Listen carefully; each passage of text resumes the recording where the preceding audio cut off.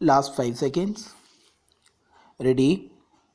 Start. Sir, I beg to move that the bill to provide for the reorganization of the existing state of Andhra Pradesh and for matters connected therewith as passed by Lok Sabha be taken into consideration.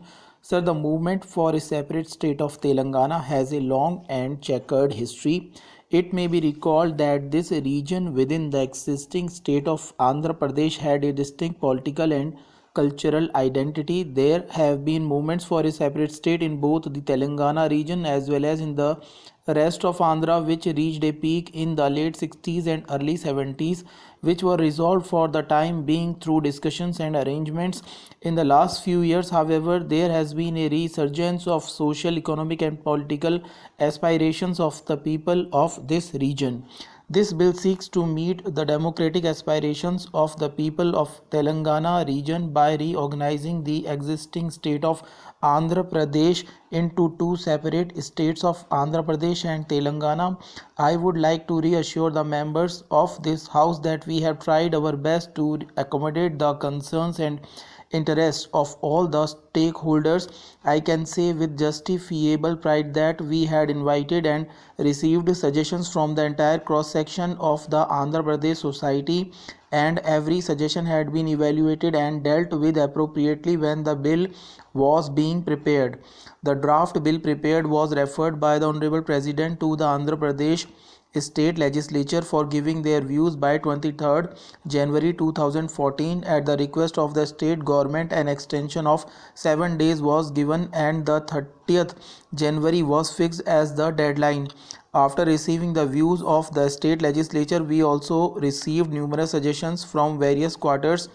These have been considered and examined by the government. Amendments formulated on the basis of these suggestions were brought before the Lok Sabha, and the amended bill is now placed before this August House for kind consideration. The bill considers all aspects of governance for both the successor states and necessary supplemental and incidental provisions relating to representation in parliament and in the state legislatures, distribution of revenues, apportionment of assets and liabilities, management and development of water resources, power and natural resources, ensuring peace and harmony, and how to address the development needs of the backward regions and other matters. It must be understood that this has not been an easy decision. It has been taken after the widest possible consultations and after taking into account all the factors.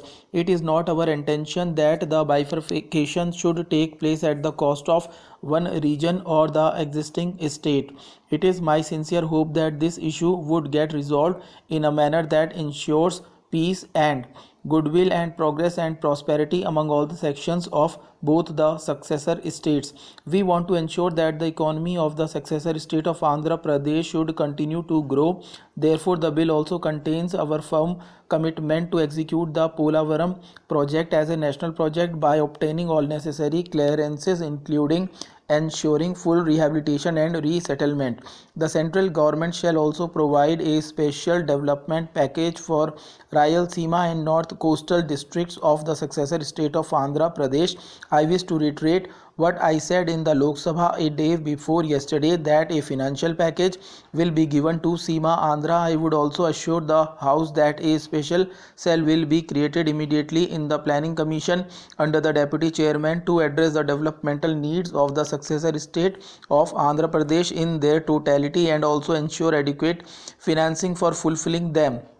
Mr. Chairman, sir, I rise to thank the Honorable President of India for the address, and I support the motion of thanks moved by my colleague. Honorable President's address to both the houses outlines the blueprint of hope and aspirations of the people in general of development through good governance. It is no exaggeration when I say that the elections of 2014 were looked upon by the whole world and with a sort of interest developed in all the countries.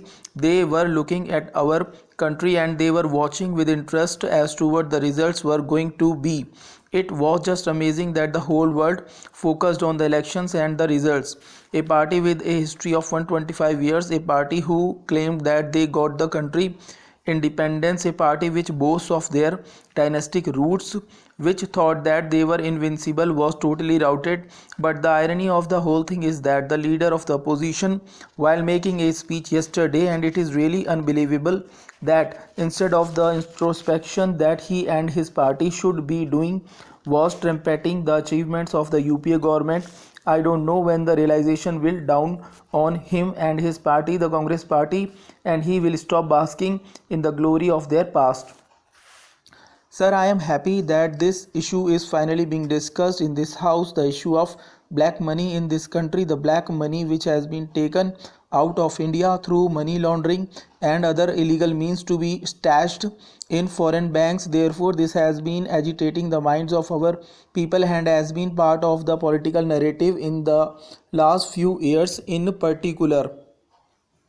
Over the years, as a rule-based, rule-governed democracy, this country has taken a number of steps to prevent money laundering by enacting laws against money laundering, by tightening the income tax regulations, by seeking information through cooperation with other countries about the account holders which are not known to the government, to the revenue authorities, or to the Reserve Bank of India. The one thing that I would like to make clear right in the beginning is that this perception which is there, that if there are accounts of Indian nationals overseas, all of that is black money. The fact is that your laws, the RBI guidelines, do permit the Indian nationals, the business entities, to have overseas accounts.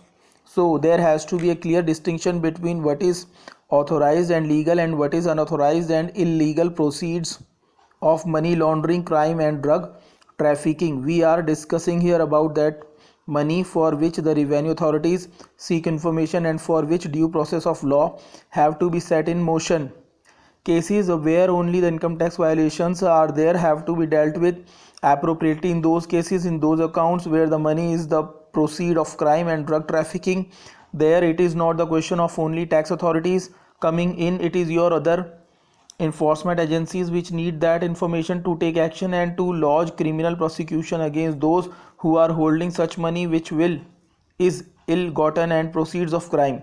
I would like to compliment the previous government headed by the then Honorable Prime Minister Dr. Manmohan Singh, of which I was very proud to be a member, and I would expect the Honorable Leader of the House and Finance Minister when he speaks today to tell this house and the country that we had taken effective steps to trace black money and names of account holders.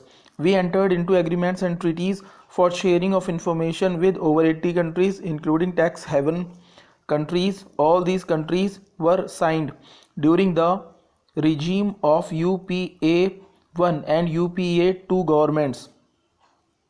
Information which the Supreme Court has asked the government to reveal was brought to this country through this tax information agreements, exchange of information, double taxation avoidance agreements, etc.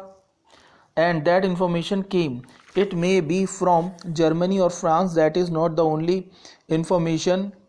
We did seek very firm information from tax havens and entered into agreements including with Switzerland. I must say in this house that last year when Switzerland at one stage was not cooperating by saying that information which we give to you has many conditions, including such information to be used by the tax authorities for prosecution purposes, we have taken a firm decision. It was conveyed to them in all firmness that they must not expect any improvement and bilateral cooperation with the Republic of India if they will not come good in giving India all the information. It is a matter of fact and record. Now sir, what we saw was that this country was first misled and some perception was built up that the change of regime and change of person suddenly will bring a magical turnaround. People were nose-dived into believing this. I must put this before this house. Sir, this is a debate which is going much beyond black money, and the reason my party, the Trinamool Congress, has been at the forefront of this movement is because we believe that this is going much beyond black money, because black money leads to money power leads to muscle power, and muscle power and money power together is a toxic combination in a parliamentary democracy. 6 months ago to the date, this multi-billion-dollar advertising campaign for a product, the Bharatiya Janata product, took place. They ran this campaign and it is their prerogative to run it, and they made certain promises in those campaigns. Sir, I really don't know what is holding this government back from giving out those names. Prime Minister Modi made a strong pitch at the G20 summit in Brisbane for close coordination among nations in transparency and efforts to receive black money. So my charge is, if this is a public document made by the whistleblower, what is holding this government back from bringing the money back? I cannot understand one good reason why they do not want to bring this money back. You yourself has admitted today on the floor of the house that real estate and stock market have gone up. Here is my last proposition and then I will finish it. Stop.